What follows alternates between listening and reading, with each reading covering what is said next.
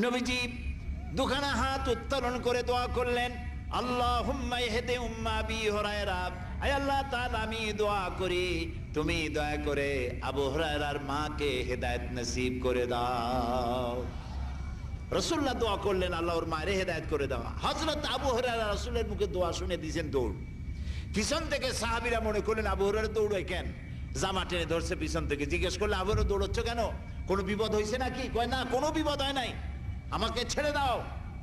কেন, কি হয়েছে?